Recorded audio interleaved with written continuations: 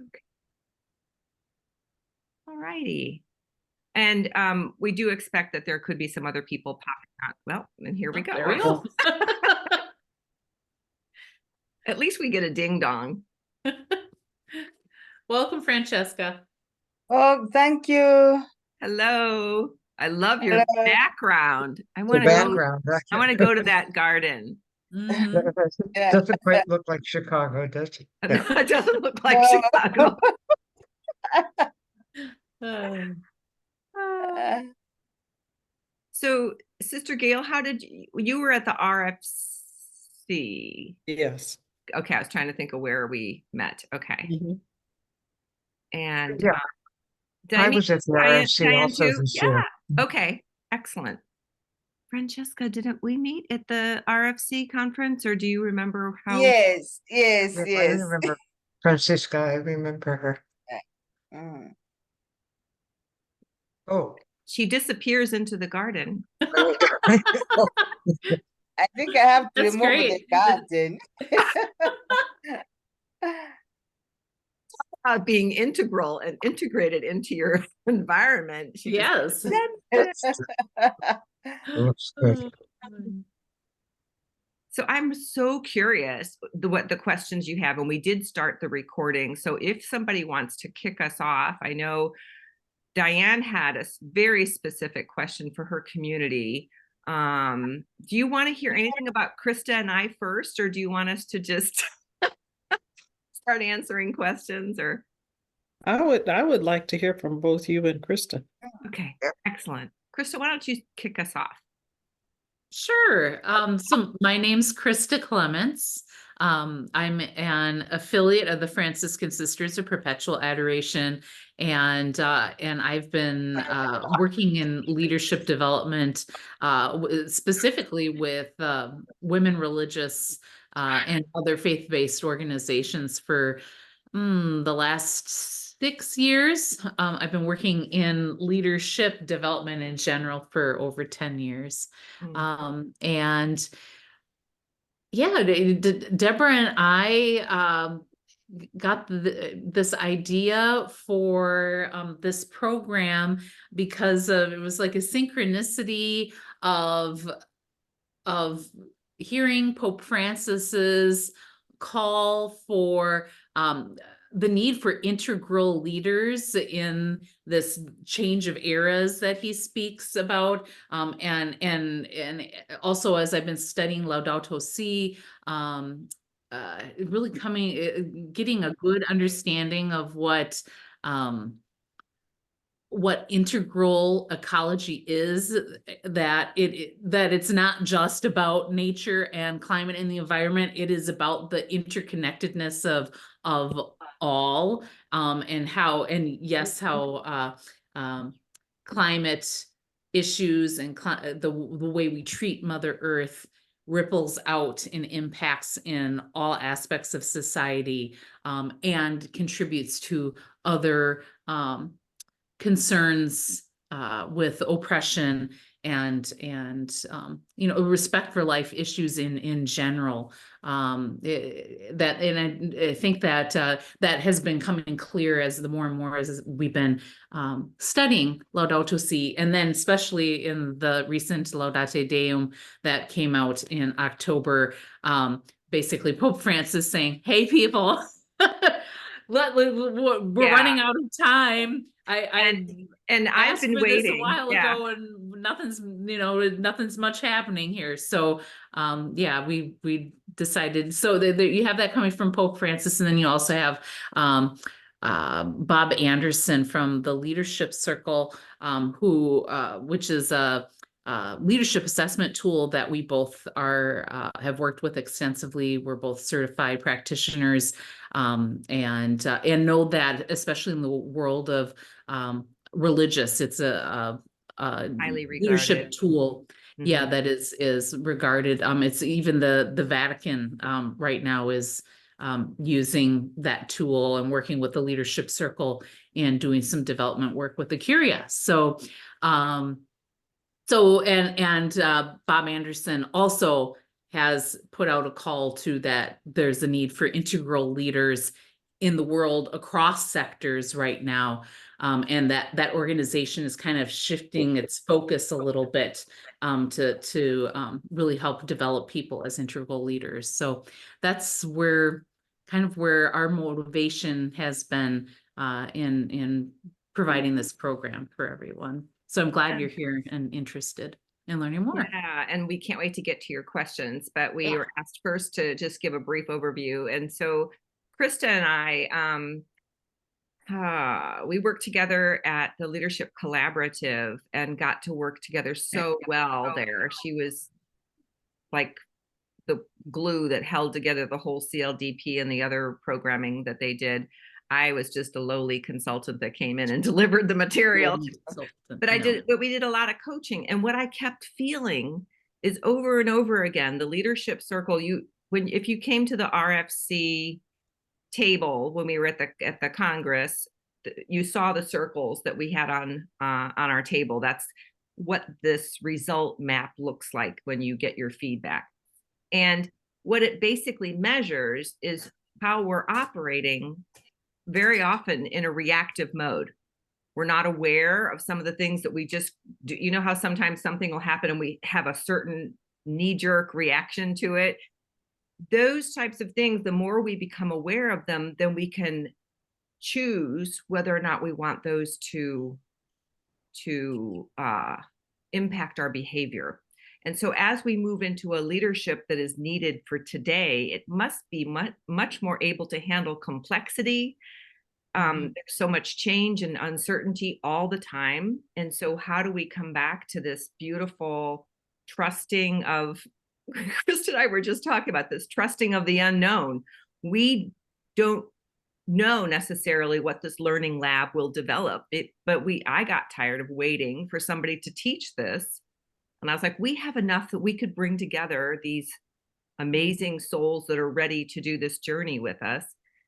And the piece that is the most interesting to me about why I love working with the vowed religious community is that when we look at the numbers on the planet of people in leadership, about 70% are operating still from the old regime, which is very autocratic, controlling, my way or the highway, black, white, everything is, I don't know, it's an outdated, it doesn't work anymore. It did back in the day, hundreds of thousands of years ago, but not so much now. And when we are operating from fear, we still fall back into those tendencies. We still fall back into being afraid to speak our mind, being afraid to show up as leaders, those kinds of things, sharing our vision. So when we look at the feedback from the women that we've been working with for the last 6-7 years, you all are like already operating up towards the higher realms of the creative, which to me means you're ready to spiral up into this level. You can't see me. I'm like going up here. Up this is the integral level. It is like spiraling up and beyond the creative consciousness or leadership level. Am I making any sense? If you're not familiar with the leadership circle, it might be hard to follow, but these are all concepts that will be covered in the program as well. Yeah. So basically, it's not that you're operating from shadows, if you want to use Jungian psychology, and you're not just operating from, oh, I am very confident, I know what I'm doing all the time, which isn't true either. But there's a blend of that, which is what is authentic and true, and which allows us to operate in our own truth, our own love, and our own light, so that we can create change. And this is where the call to action is getting a little bit louder. I think Pope Francis was much louder in the second, for his second writing. Yes.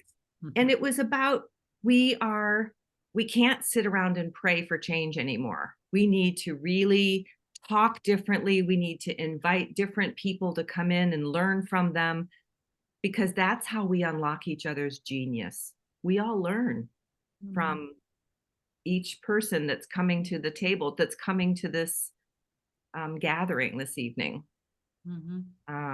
So I know I can get excited.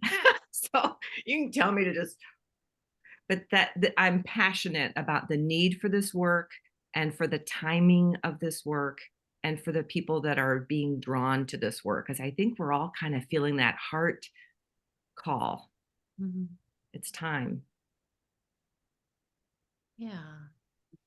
One of the questions that I have is, are there central themes and concepts that are a part of the program? Yes.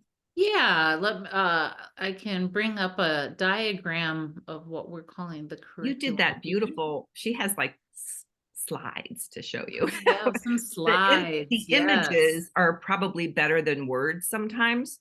So Let me get this.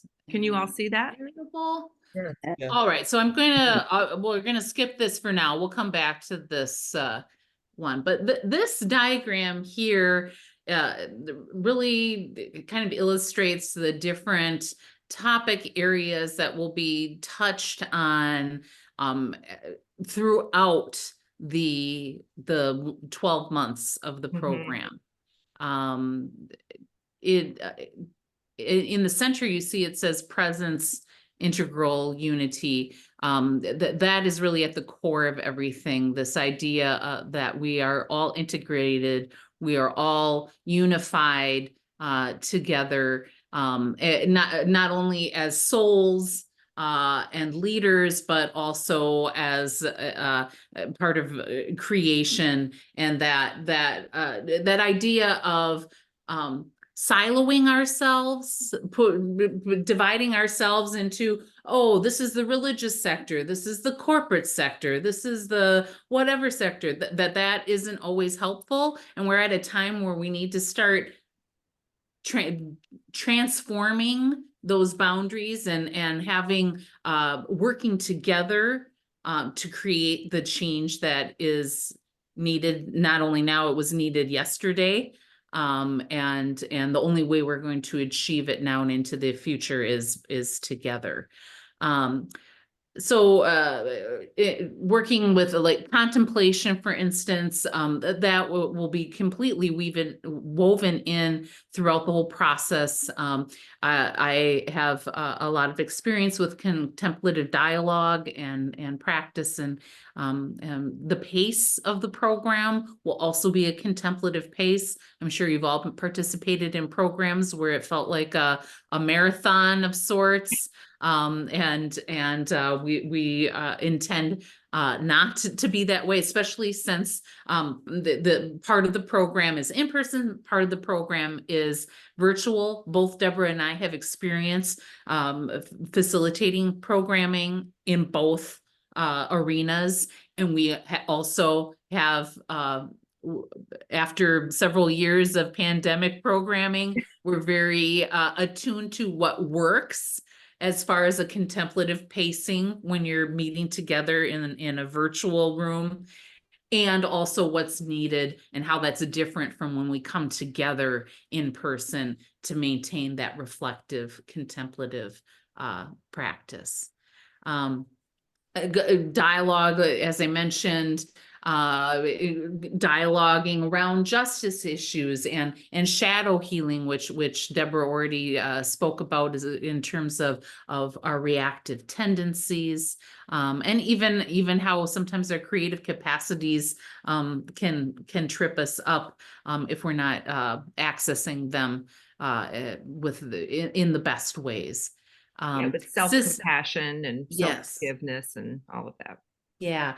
System design, our focus will be on emergent and living systems design in theory. That is very much what's called for in working in this time of complexity. And in fact, I went through in both of Pope Francis's documents, and while he doesn't use the words emergent theory or emergent systems, what he is talking about in some areas is most distinctly, he's saying that our way of leading together in the past no longer works because of the level of complexity that exists due to the technological revolution. And so we need to develop new ways of being and leading in these new times. And that is both the emergent and living systems theory is something that I've had experience working and facilitating with for many years, in response specifically to working in complexity. Transformation, innovation, that's why this is a lab sort of type of program. Yeah, Deborah, did you want to I was add just gonna something in say, there? I was gonna say, there's kind of, if you look at the way the circle is kind of broken out, the lower half that is a little bit more darker is more of the inner work that we would be doing, and then the lighter at the top is more of the creative, taking it out into the world. When you look at the whole right side of the circle, the information, innovation, transformation, system design, that is like taking this and into the action realm, versus the other side is it's the relational, which we need both. We need to have that inspiration, intuition, contemplation, dialogue. That is all how we relate to ourselves and to others. But the big thing that I think that is special about what we're going to be cooking up in our lab is going to be this: how do we not just have ideas about what needs to be done, but how do we like start the conversations, reach out to the people we need to do that with, get the action ball rolling. And that's where most of us stop. We have really good ideas, and then they don't seem to ever get born or off the ground or whatever. So I just was pointing out that. I'm sorry. Go ahead. Yeah. And I think that now would be a good time to start to dip our toes into Diane's question about in her specific instance, her congregation has a African region, and you're wondering about if this program is simply through a Western worldview or encompasses other worldviews. So the leadership circle, which is the tool that we use, I will say does come out of the Western frame. However, they have a global database of that they access in producing the results. So this is used globally, not just in the United States. When people take the assessment, it is available. Do you know how many languages it's available in? Last I heard, it was like 36 languages. Yes. So yes, and they do that because it is the nuances with language, especially around leadership lingo, it's important to take the tool, take the assessment in your native tongue in order to produce the best results. So in that way, it goes beyond the Western frame. And there is an African for the continent. They actually have a leadership circle director that's just for. So if we ever were, Diane, to want to do something with the community down there, I would bring him in to get his expertise, because he's so tied into all of the communities that are using this, and so that we would make sure that we were culturally, I would want to turn it over to someone who understood, so that the languaging would be heard, and it would be able to be contemplated in a way that it could be useful to everyone. Yeah. And we also, Deborah and I are also familiar with one of the other leadership programs that both of us worked with for many years. There was a large Latino community that was a part of that. And so we're familiar with the idea that creating a program that that is accessible from other worldviews, it takes more than just language changes and like having things translated or interpreted, that there's ethos there, like time. We were talking about contemplative practice. People's experience of time and what that means is different depending on your culture. Things that, like, even around food, because gathering, when we're in person, gathering around food, having lunch together, there's good learning and conversations that happen during lunch times. Well, different cultural practices around food and coming together around food are different as well. So it's a very, it is a complex thing to produce a program that is accessible by multiple worldviews. We're familiar with that. And we also know, since this is the first cohort, that we're learning as well as everyone else. And so, both Deborah and I are from the United States. So yes, the program is going to be very much from a Western worldview, because This that's first where, one especially, yeah. yes, this I first would one. love to partner with people in other cultures to make this in the future, because I would love to see this be a global conversation.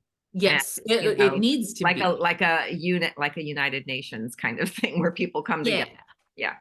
Yeah, but we're starting, we have to start somewhere. And so Yeah. this is where we're starting off. So And I wanted to say welcome, Sister Sharon. Hi, sorry for my delay. No worries. oh, no worries. We have Are- recorded this, so if you Mhm. missed anything, you're welcome. I mean, we'll send out the replay link. So Thank you. Are there, go ahead. No, I just said thank you. Oh, Yeah. we were just kind of talking about some of the different, one of the questions I think Sister Gail had asked was about, like, what type of content would be covered. And this is kind of a really good way to look at, like, how the content will be put together and how it will all flow together. I mean, each piece will be a building block, but then they're all going to be woven together for continued learning from each of us, and growing the relationships between all the points, so that at the end you can see how it all fits together. Does that make sense? Are there any other questions about the chart before I back up to the slide that we? Diane, did you have another question? Yeah, I just, it's off the track a little bit, but what about, bringing in, some of our lay leaders, Absolutely. not just sister leaders, our lay leaders? Well, that's my dream, is that we would invite a variety of people to be in this first cohort. As a learning lab, we want to invite people from what we're calling the heart-based, like the social sector, the nonprofits, the activists and the movement leaders. We would love to have leaders from that world, as well as if there's a socially minded corporate business that wants to send leaders through this. I think we need to have people from someday even government. I would love to see people from across sector, which is what, in my experience, where real change can happen in a community, or my experience in my city has been where we had a combination of for-profit, nonprofit, education institutions, religious, and everybody came together, and that's where the change happened. When you had a number of people all invested in that. So that's my dream. Yes, to invite lay people. Okay. Yeah, and that is how we're going to create a truly integral learning space, is by having representation across sectors. It's what it's what Pope Francis is calling for in Laudato Si, is for us to all get out of our silos. So that's definitely one of our goals for this program. And Sister Gail has her hand formal. up. I love that. Well, I was wondering when you were talking about coming together in person, where would that take place and how often? Ah, I can actually speak to that, even though the logistics person, Miss Krista, can do that really, really well. We have we've decided to do an in-person retreat in April in Chicago, and which would be a really long commute for you, Diane. I hope you don't mind. And then a bookend me. at the very end. And the reasoning we found is the best of both worlds. By coming together initially, we would be able to establish that connection that you only really get in person, spending time together, eating meals together, going on a walk or whatever, even, some of my most amazing conversations with women in these trainings have been in standing in line for the bathroom, where we have these really aha moments, and those you can't do that very well when you're in a digital learning space. However, when we have that first time together to kind of get the ground rules and the connections and the relationships all started, then we can meet virtually in between during the 12 months, then coming back together to close and have that, where are we going to go now, as to, because the relationships have really grown and changed and morphed since the first weekend. So it's 2 different weekends. The first one is April. I've got it up on the screen now, Deborah. Oh, there you go. Thank you. I was like, do you have that slide? I've got all the dates up there. Yeah. So the April 17 through 20, that will be in person. And that's the one that's in Chicago at, what was Mother of Good Counsel Convent. It's the Felician Sisters. Yes. Yeah.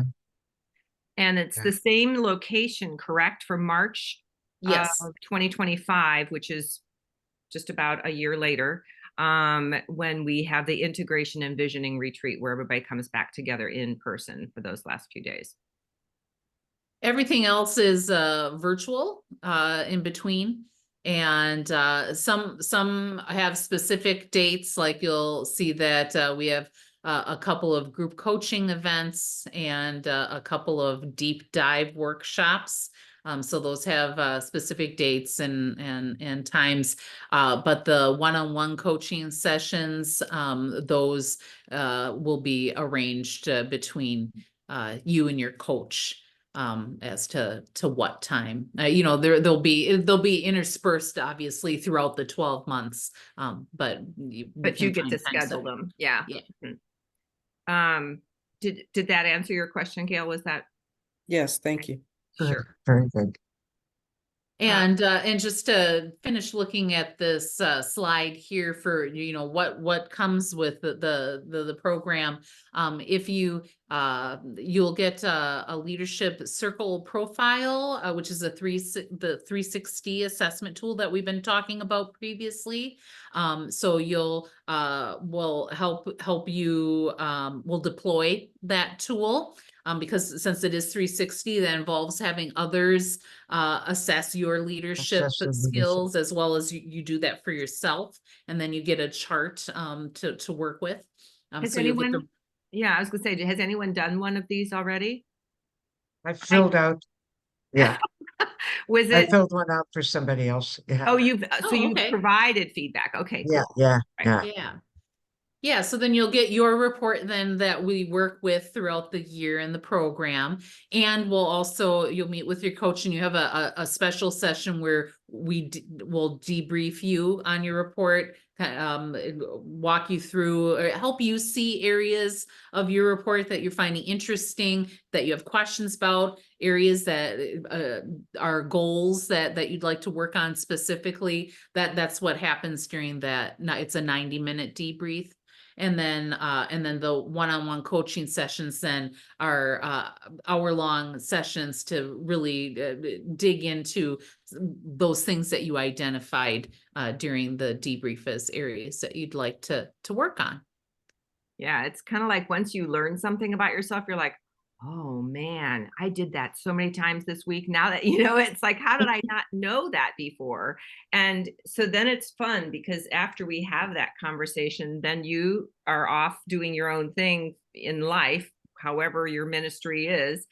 And when we have our conversation 6 weeks or 2 months later, you're like, this is what happened. And I changed this and I learned that and I put these things together. And it's just so, oh, I love what I do. I love this work.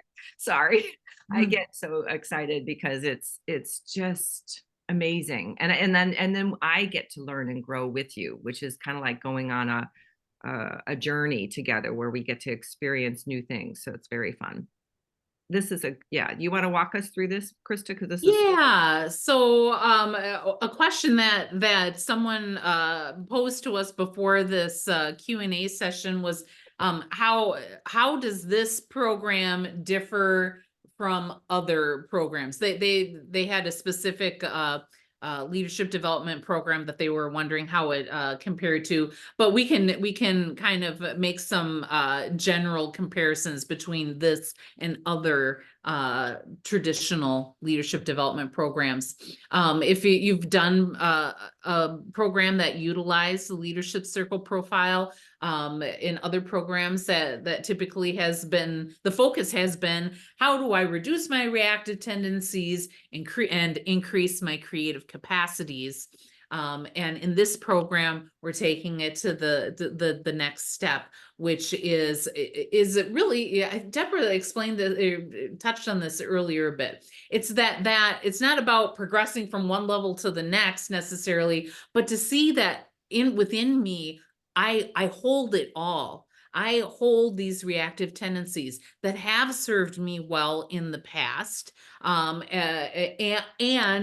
I can still access them in effective ways to move into my integral leadership.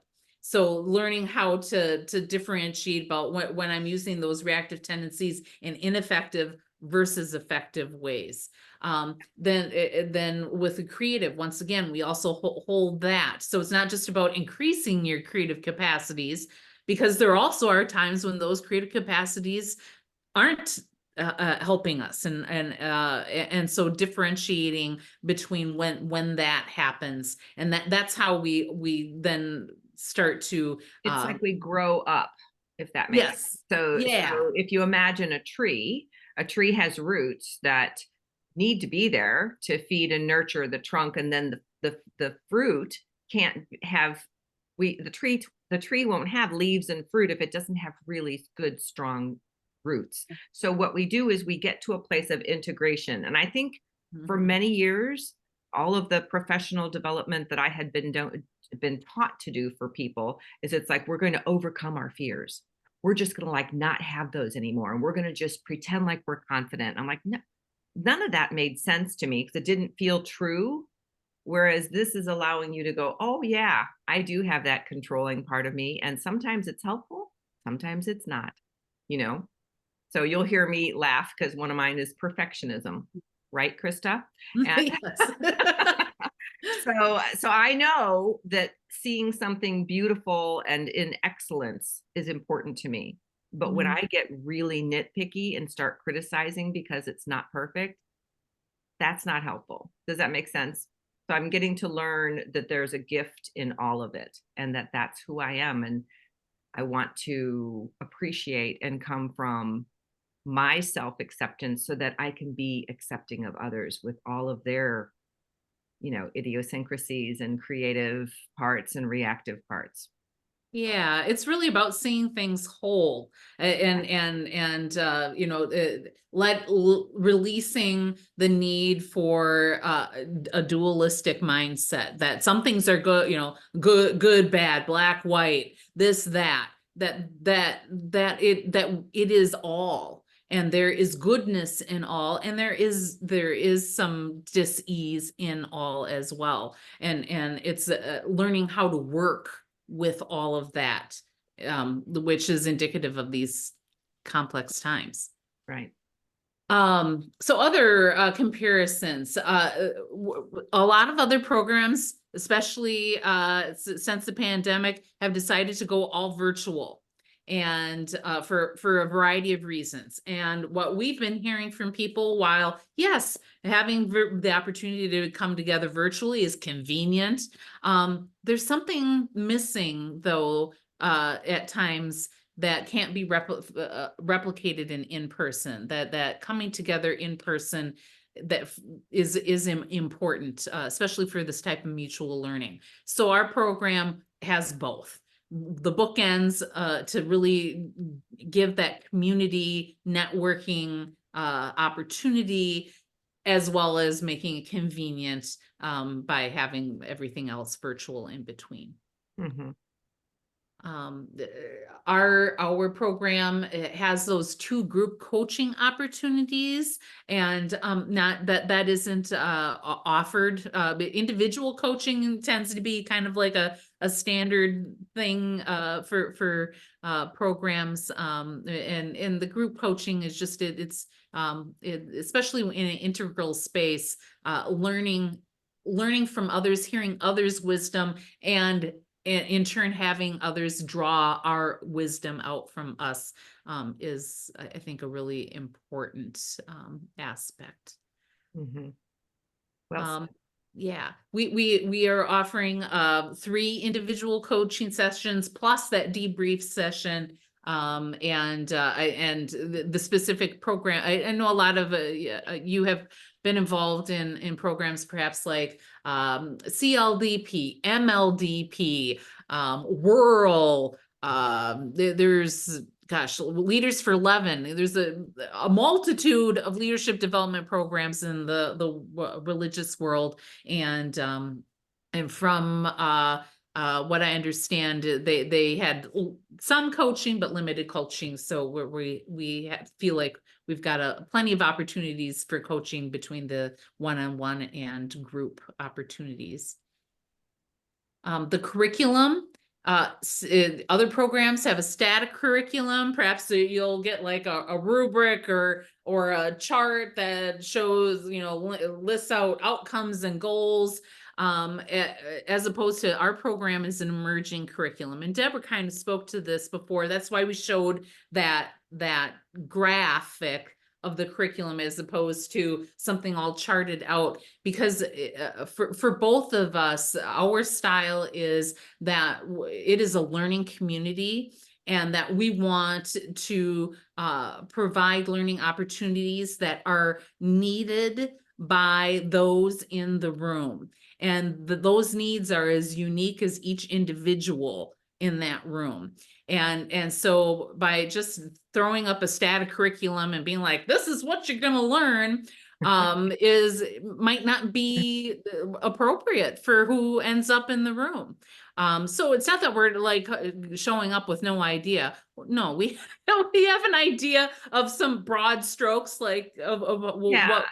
And yeah, did you want to? If we need to spend, if the group is so interested in contemplative dialogue that we spend like a whole session on that may be exactly where we go, because the other things are going to all filter out anyway. So it's going to be, what I'm hoping is that each person in there will get their needs met, but by Sister Gail getting her needs met, it'll actually open something up for Diane, which will also open something up for Sister Sharon, so that it's allowing each person to go, I didn't even know I didn't know that. That's fantastic. So now I'm learning from each of you. And that's where the emerging curriculum comes from. Yeah. And as the cohort develops, as people register and we're reading their biographies and getting to know who is showing up for the cohort, that too, before we actually meet in Chicago for the first time, that we will, Deborah and I will start to hone in specifically directions that the program will be going based on who is registering for the program. Right. Questions. Yeah, go ahead. Because this is great, because the questions that you're asking is giving us ideas of how to pull together what it is that you're looking for. Yeah. Other programs have definitely taken more of an institutional leadership skills training approach. Our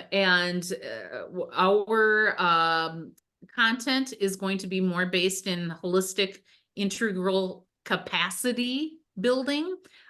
So like you'll recall from the previous from that chart that intuition was one of the capacities of an integral leader. So we will be doing activities that around building our intuitive capacities.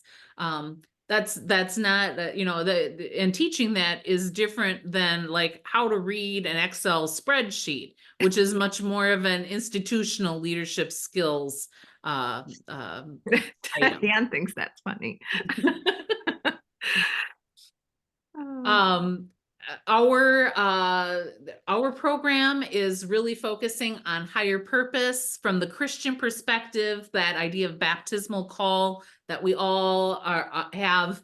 God has placed us here on this planet for a very unique purpose, and it is are we going to accept that call to step into our authenticity? And as opposed to some other leadership development programs, like in the more corporate world, the frame might be on return on investment, for what are best practices as leaders that will produce the highest return on investment with your those that you're supervising. Or other spiritual leadership based programs that I'm familiar with have focused more on the idea of gospel living, being the Jesus that his hands and feet here today, which is part of higher purpose, as well as that idea of that unity, the idea of the body of Christ. But it's like how to describe it for me. It's that difference between to me, gospel living is more of a dual idea, that I want to do this is gospel living and this is not gospel living, as opposed to higher purpose is more intangible in a way, because it's not like you got a card at birth that says your higher purpose or your baptismal call is this. I mean, that takes discernment and that takes transformation to start to peel back those layers to really kind of start to get clarity around what that is. And courage. Yes. Yeah. Okay. Yeah. Go ahead, Deborah. Did you? I was gonna say, go ahead and we'll finish this last. Yeah. I have a Yeah. question. So, cost for our program, I'll be going to another slide soon for more details, but we're doing a tiered fee schedule that is based on what sector you're coming from, because we understand that some folks have access to more resources than others do. So our program will cost between $5,000 to $700 or $7,500, depending on what tier you place yourself in. Other programs have run between $4,500 and $15,000 for a year-long program. We are not a nonprofit organization, so we don't have access to foundation money or grant money to subsidize costs to help lower that participant fee. Instead, we have decided to kind of do a bare bones budget for this first cohort, because we are being called to support people in their integral leadership. We want to get the ball rolling. We're doing it at the most affordable cost for everyone as we possibly can, and we'll see where things go in the future. So, and other programs, though, do often have foundational support and grants that they can access to keep things down. So that just to kind of explain when you see the price structure, which. Do we have any questions on this before I go to that? Because I know that's always a burning question for people. No, this is really helpful. Thank you. Yeah. So let's go to the Sister Sharon had raised her hand too. Oh, Yeah, go ahead. Yeah, I maybe I missed this in the introduction area, but so this is your first cohort that you're looking to develop. So what is the ultimate, like, once that cohort has started, like, what is the dream of what will happen with that cohort? Oh, well, I Yeah, have my Deborah, do you dream, want but to talk everybody's about the gonna- visioning retreat? Yeah, I think it's going to be that during the visioning retreat, the year long after being together for a year, that there will be something that will be co-created or collaborated or interconnectedly started or an initiative or something, because it's like having all of these different pieces to a puzzle that fit together, hopefully to kick something off, to shift something. So even if like we don't build a new, planet Earth for us to live on or something like that, which of course, I have big dreams. But if it's something where there's a different level of trust and connection with people who are different from ourselves, and that is what is the vision, is where everybody ends up in a year, I'd be happy. But it is really just to allow each of us to live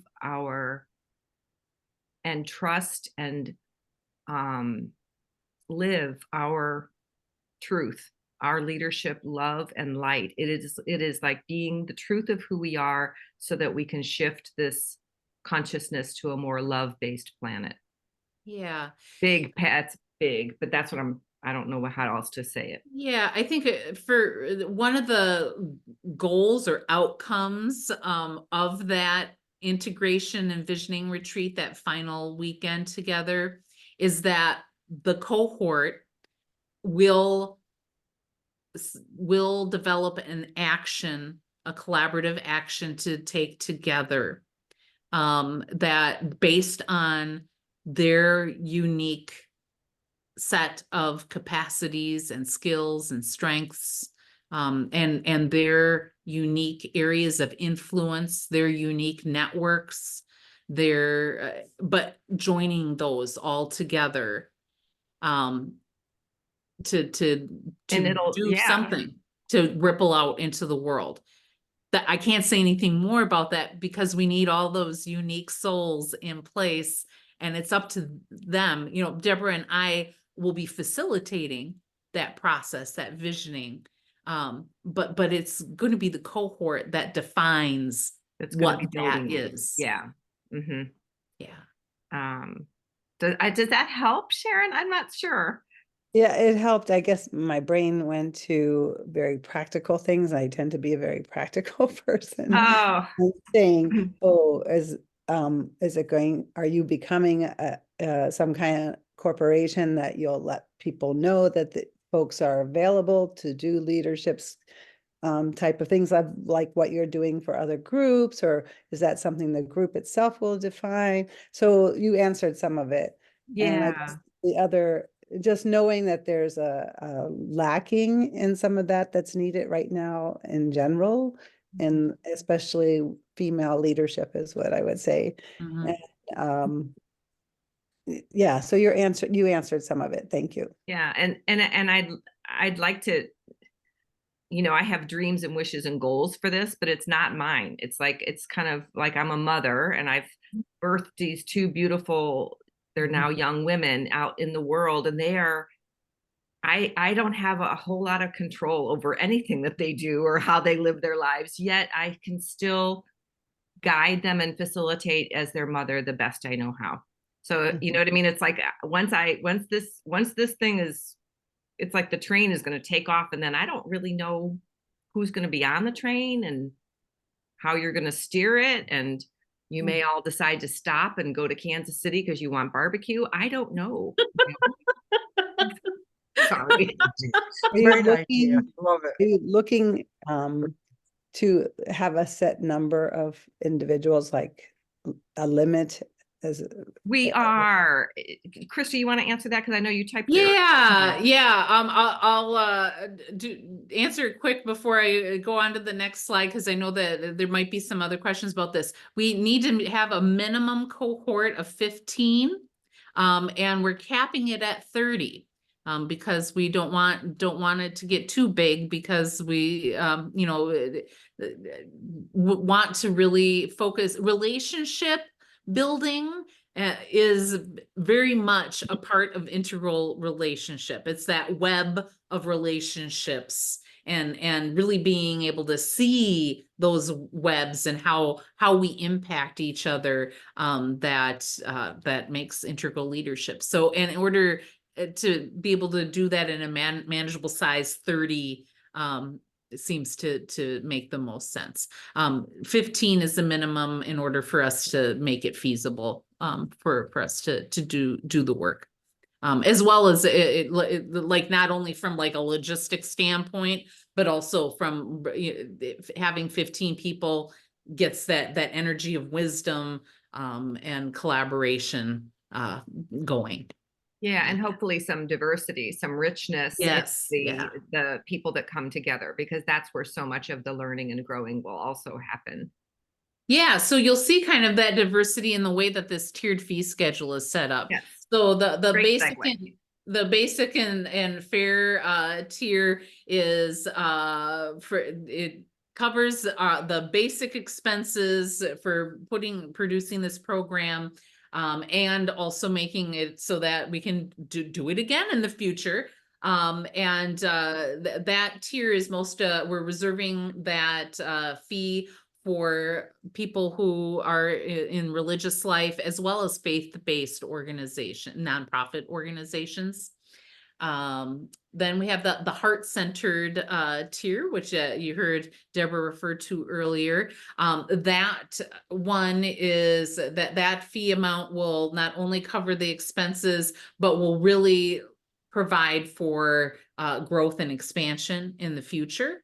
So for instance, Deborah and I are used to working with Spanish interpreters and translators in the programming we've done in the past. For this first cohort, we've chosen because that's a substantial expense to be able to provide that language service. So for this first cohort, we decided we're not going to do Spanish interpretation and translation, just so we can get the ball rolling with this.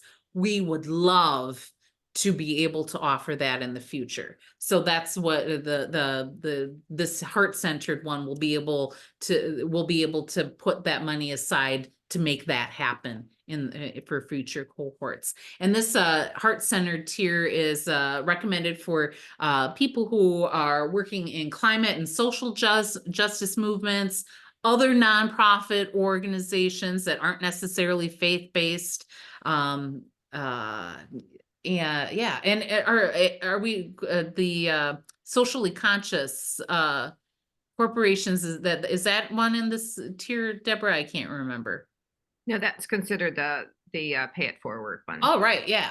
So then the third tier, pay it forward, is for the more corporate clients. It is not only covering costs and giving that investment for the future, but it's also helping to subsidize those who can't, who are in the basic and fair and heart-centered fee structures to make it. It's kind of that distribution of resources idea with this tiered fee schedule.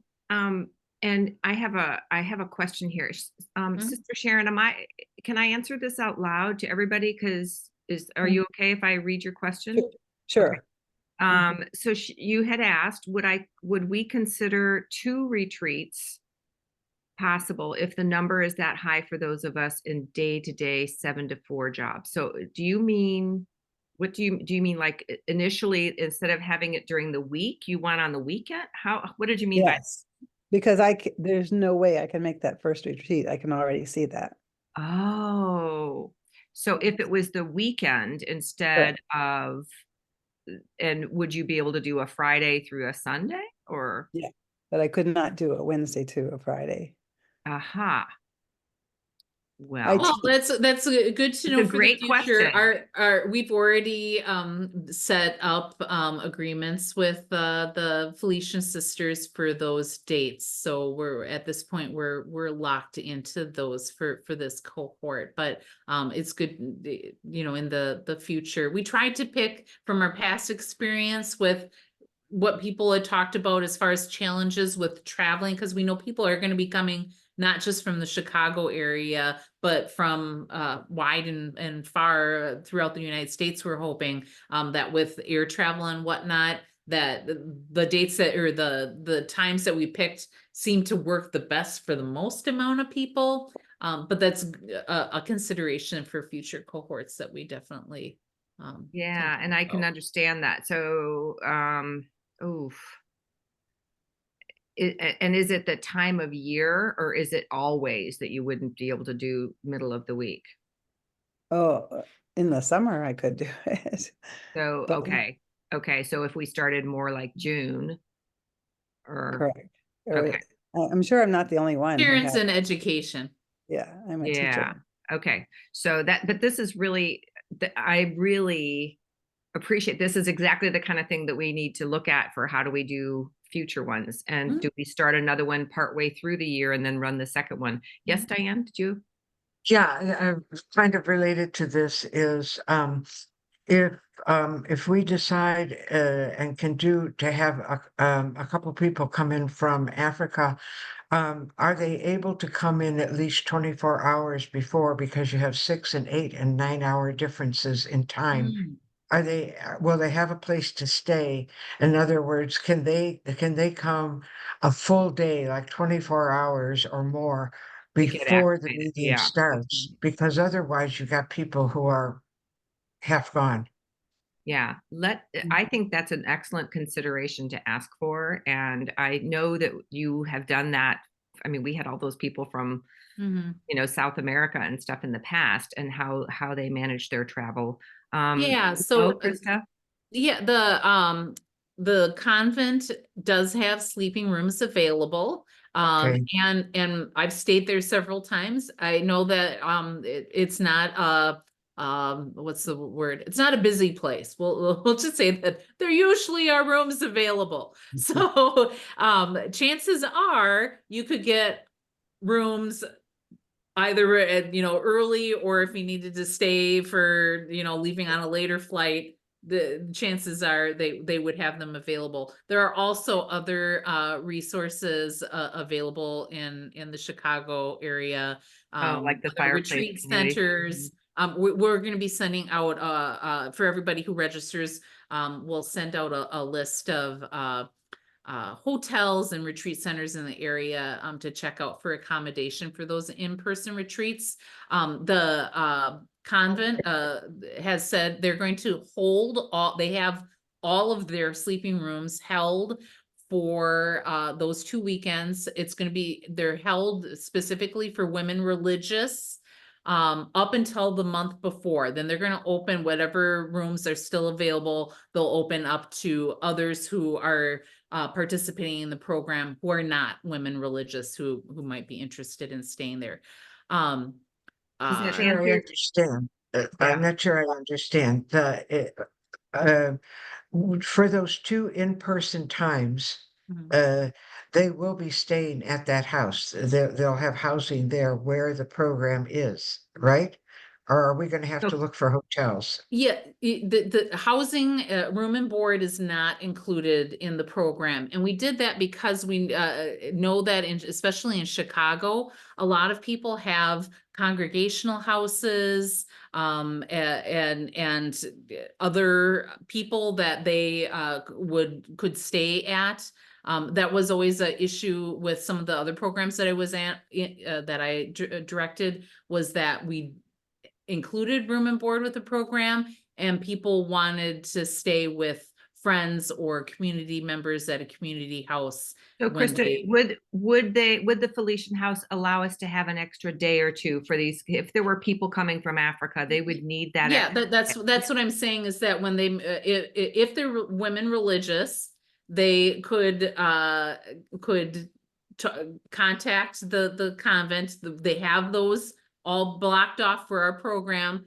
It is not included though in the fee. That was something that I heard Okay, Diane's. so we asked make our about. own arrangements with the Felician Sisters there. Yes, And and what they're about charging, for they're our lay charging people? $50 a night, for, Yeah, for. okay.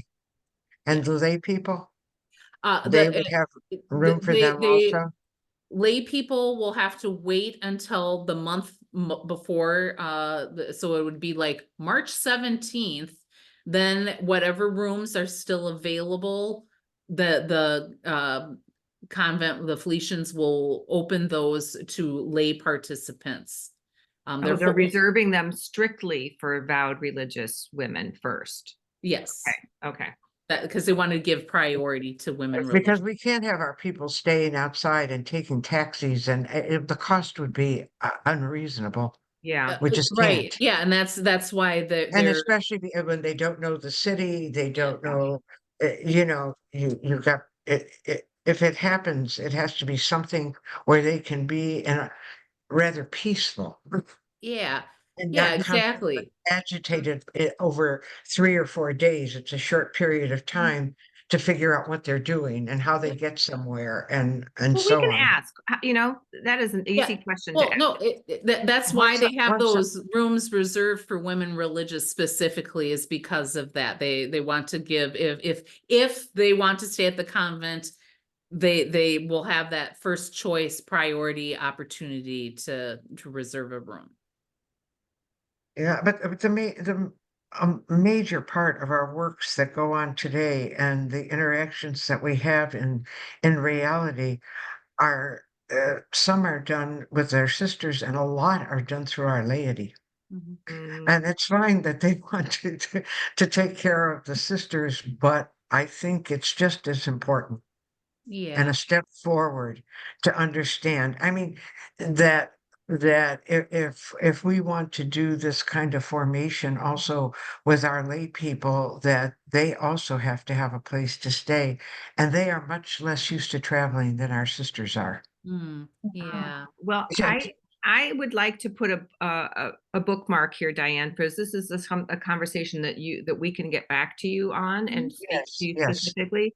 But I'm Okay, looking at the time and I have this okay. controlling perfectionistic part of Oh me my goodness, to make it is sure that we almost time. don't take any more of your time than we had asked for. So can we get back with you on some of those questions, Diane? I Oh, would really, absolutely, okay. absolutely. You know, Okay. let's see, because I have to talk to other people also, Yeah. but I like what I'm hearing and I'm hoping we can do it. And so I start to worry about the details. Sorry. Yeah, no, You're no not worries. alone. Yes, we love them too. So One detail I don't want to miss, because Diane is someone who has or done a leadership circle profile before, is that if you have a full version, not the manager's version, but the full version of the leadership circle profile in place, you can take $500 off whatever tiered price, because we won't have to do the instrument, deploy the pay for instrument. that. We can use an existing one if you have it. We already went through this, so we can skip over that one. Here's those additional costs. Transportation to get to Chicago if you're not in the Chicago area, and while you're there, that's a cost for the participant. Once again, the room and board is not included in the program fee. However, there is access to rooms at on site. As well as we'll be sending out information about nearby hotels and retreat centers where you can stay at. And then technology costs for our program. Laptops or a desktop computer is really necessary. We ask that you not try to participate using a tablet or phone. We've done that with some folks before, and it ends up just being kind of a nightmare and very frustrating for everyone when that happens. And then as well as access to some form of high-speed internet, so that since we'll be meeting via Zoom and we want people to have their video on, that's not causing glitches. Yeah, Okay. Diane. You know what the internet's going to be like coming from Ethiopia, Uganda, and Yeah. other places. It's on and off. It's on Yeah, and off. yes. But Well, the that, electricity is on and off. I yeah, know. yeah, that's what I mean. Yeah. And so yes, so we live in those Yeah, frustrations and constantly. absolutely, we certainly would understand that. Yeah. And then how to register. So we're going to be opening the program registration soon. Our goal is we still have some tweaking of the form and whatnot to do. We're hoping within the next week or so that we'll be able to send that an email out to everyone announcing that registration is open. It'll be an online registration form, not an application. If you are feeling called, we want to work with you. And so you'll fill out that registration form, and then pay 50% down of whatever tier you place yourself in. The remaining 50% will be due on March 15th. If you need to cancel for any reason before March 15th, we would refund your deposit minus a $500 cancellation fee. And then after March 15th, we won't be able to offer refunds because we need to know who's going to be in the room so that we can do those last finishing details in preparing the program. The registration is limited to 30 people, first come, first serve. And we need at least 15 to make a go of this. So please share the opportunity with your friends or anyone you know who this might be appropriate for. If for some reason we wouldn't get the minimum cohort, or there was, another pandemic happens or some unexpected circumstance that causes us to have to cancel, then we would refund whatever was paid in full. And then the registration deadline will be March 1st, so that we can make the decisions we need to make as far as how to proceed. Okay. And you'll send this to us, what we just saw? Yes. Yes. Mhm. Because I'd like to share it and. Yeah, absolutely. And Okay. we'll have a link to this, and we are having 2 more Q&A sessions. So Mhm. if there's somebody that you think might want to hear this information, we'll share the same information, but there's always different questions that come from different people. And so it would be really nice we'll also send out emails with those dates as well. One of them is Let's see, the next one the is 20, it's like Tuesday, the 23rd. Tuesday, January 23rd, from 11, starting at 11 a.m. Central Time. And then the last one is on Sunday, January 28th. And that starts at 1 p.m. Central Time. And you're welcome to come back to another Q&A if after we leave here you're like, oh, I didn't ask that, or something might bubble up tomorrow after when you wake up in the morning, you might have a new question. Well, feel free to come back to another Q&A. Bring a friend who you think might be interested, And we were getting, I appreciate the forum questions too, because you have been communicating through the Sutra platform, which is the platform we will be using for the cohort once it gets up and running. So we're just starting it now to see how it would work to generate conversations with everyone. And it seems to be, there's been a lot of activity there. So I appreciate that. I didn't hear. I see Francesca has her hand she has raised. her hand. I was gonna say I didn't hear anything from Francesca. So. Yeah. Yeah, I just want to find out, supposing for those people, because we are going to share this information on those who will be interested, supposing they ask, could it be an ongoing, is it only starting on the 2024 and it has a certain specific period when it will end? Or will it be continuously in a certain year, supposing somebody plans to join in 2025? Great. Yeah, question. so this That's a very good question. So go ahead. Yeah, Krista. I was going to say, so for this first cohort, those dates that you saw, it's going to start in April at that first in-person retreat in Chicago, and it will end in March of 2025. The second cohort, we should kind of have to live into this, since this is the first time. If like we have more than 30 people who are trying to register and we have to turn people away, well, then it'll be very easy for us to say, well, I guess we're going to have to have a second cohort, and maybe we would even overlap. Yeah, I was If thinking they there's- could if start like there's in a- October and Yeah. yeah.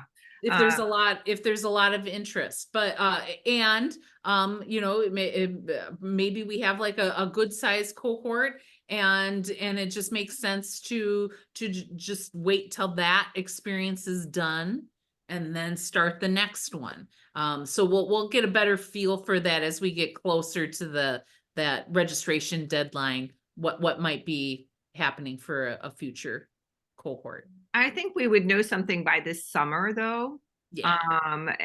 If that gives you, I mean, if we could get like some traction into this, like if we already, like maybe by June, we would know, which would be a great time to invite Sister Sharon, because she could come then. Since she's a teacher. So, you know, I would like to just have some time to see how this goes and what the interest level is, because if we are getting as much interest as we are expecting, we may need to do something sooner than waiting until spring of 2025. Mm-hmm. So that doesn't answer your question, but I appreciate it. It got us. I mean, We're living in the complexity of it all. We are. Yes. It is. It's very much right now on a complete invitation basis. So we haven't really done like an open, and you know, there's no like ads or anything yet. So this has kind of just been through word of mouth. So I'm really curious to see how this spreads and where it goes. So any other specifics? Well, thank you so much for your time and interest, and we will definitely stay in touch. And good You know how to get in touch with us if you have any questions and aren't able to come to another Q&A session. And yeah, please help us spread the word. Thank you very much. We appreciate your time. Thank you so much you. for being here. Great questions. Really helped us to see beyond where we are seeing. So Yeah. thank you. Okay. Have a great Have a good evening. night. Bye-bye. Thank you, So much. everybody. Good night. Thank you. Bye-bye. Take care. Bye-bye.